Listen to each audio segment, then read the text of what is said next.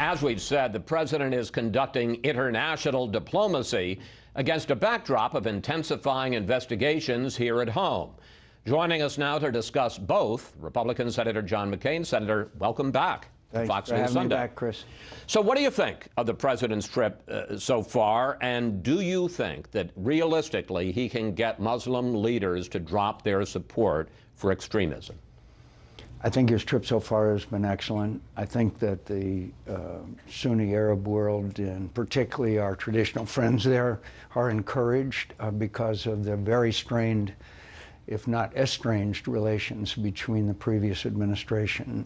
And so I think it's successful. I think it's important. There's no doubt that if we're going to impede the Iranians' continued efforts to exert a certainly significant strength in the region, that this is an important step forward. You wrote an article in the New York Times recently in which you said that the U.S. must always stand up for human rights and not abandon oppressed people around the world. Given that, what do you think of the decision? And you heard Secretary Tillerson defend it a few moments ago, not to discuss human rights publicly on this trip. My enduring hero and inspiration is a guy named Ronald Reagan. At the height of the Cold War, when people were talking about realpolitik, when we were talking about all these new names they gave for accommodation with the then Soviet Union, Ronald Reagan stood for people. He went to the Berlin Wall and said, take down this wall. He wasn't talking about just the wall. He was talking about the wall that existed between freedom and oppression.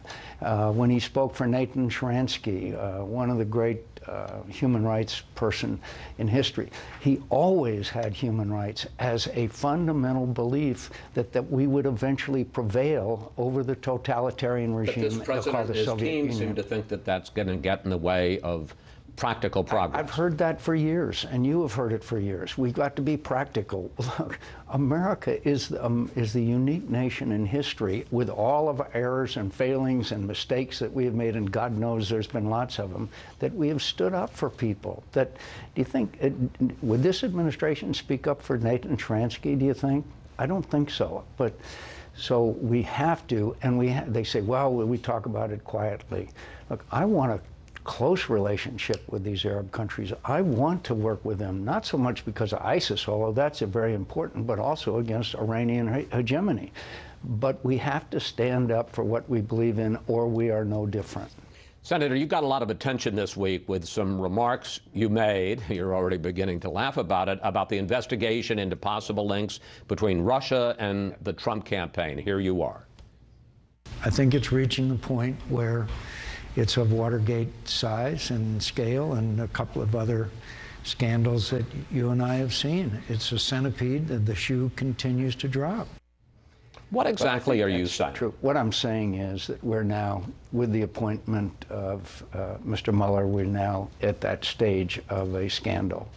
And now the question is, how is it handled? Is it handled the way Watergate was, where it drip, drip, drip out every day, more and more? Or do we handle it like Ronald Reagan handled Iran-Contra? It's a scandal. He fired people. He went on national television and said, we made mistakes, we did wrong, and we're not going to do it again, and the American people let him move forward. And so what I was saying is there's two ways of handling a situation such as this. With the appointment of Mr. Mueller, it obviously is now at that level. The point is, do we get it behind us, get all the information out there, and move forward? The American people are very forgiving. The American people understand that no one is infallible. And so what my point was, let's get all the facts out, let's move forward and try to address the challenges that face this nation, which I would argue are probably more diverse and more challenging than any time since the end of the Cold War. Senator, do you think this is a scandal? I don't know if you want to use the word scandal. That's what you used it. Yeah. You know, the politician's prayer, may the words I utter today be tender and sweet, because tomorrow I may have to eat them. I'm reminded of that. What I was saying was what I just described to you. I think if you want to use the word scandal, that's fine, as I did. The point is, it's a challenge to Washington, D.C., the way we do business, a challenge to bipartisanship, and a challenge to the effectiveness of this newly elected president. Some Democrats say that the president fired FBI Director James Comey in order to impede the investigation, but the acting FBI Director, Andrew McCabe, pushed back on that. Here he is. There has been no effort to impede our investigation to date. Quite simply put, sir, you cannot stop the men and women of the FBI from doing the right thing, protecting the American people, and upholding the Constitution. Why do you think the president fired James Comey? I don't know. Honestly, I cannot explain a lot of the president's actions. I don't think it was a wise thing to do. Mr. Comey was highly respected and highly regarded. And so I can't explain it. I don't think it was a smart thing to do. Do you think it was an effort to impede the investigation? I do not know. I know that this issue has infuriated the president. I mean, that's obvious from his public appearances and his statements, but I don't think that that was the right remedy.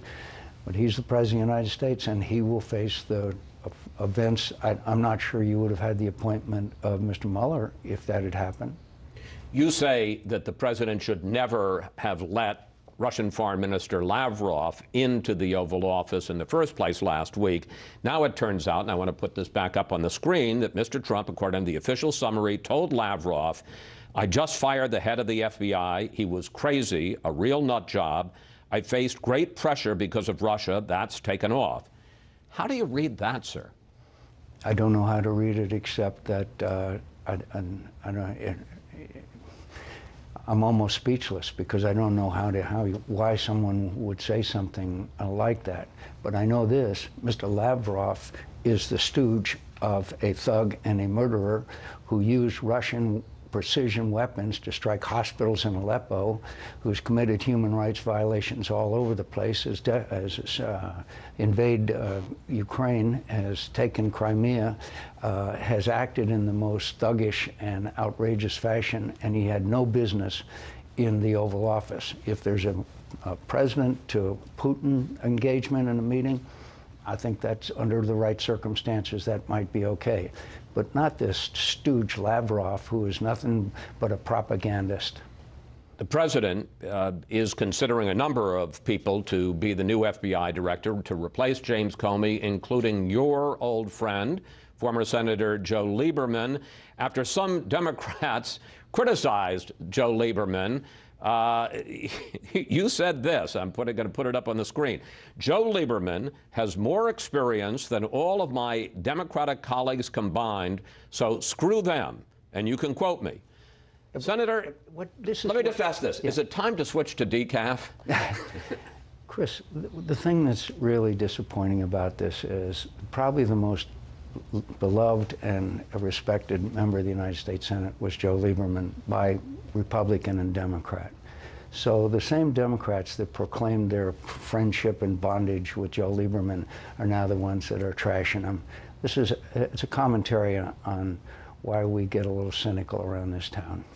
The president says that the real story here are all the leaks that are coming out. And I got to say, the Air Force One was barely off the ground on its way to Saudi Arabia, and we had big, explosive stories on the front page of the New York Times, on the front page of the Washington Post. Do you believe that there is a concerted effort among elements inside the intelligence and law enforcement communities to bring this president down? I can't go quite that far, but I think it's outrageous. I think it's a betrayal of their oaths of office. I think it's disgraceful. These facts would come out no matter what, Chris, and in the course of a normal investigation that goes on. And these people who are doing it, I say shame on them, because they are not serving their country or even their own interest in the long run. Do you think the investigation should go to them as well as the question? I think it's a violation of the law to leak classified information, and therefore they should be held accountable. Finally, we got less than a minute left. You heard my discussion with Secretary Tillerson about that violent reaction, the beatdown. These pictures, I got to say, are pretty bad right here in the heart of Washington. Turkish security beating, kicking. Ooh, peaceful protesters. You heard the Secretary's reaction. Are you satisfied with that? Well, again, this decaf issue, you know what I said. Throw the Turkish ambassador the hell out of Washington. Those were his people and Erdogan's people that were sent out there. That's not America, and it's not allowed in the United States of America. Peaceful demonstrators being beaten up? Chris, that is just flat out wrong. And to say that we have asked for further information, you don't need any further information. Just look at the clip that we just showed. Senator, good to have you back. Always good to talk with you. Thank you, sir. Thank you.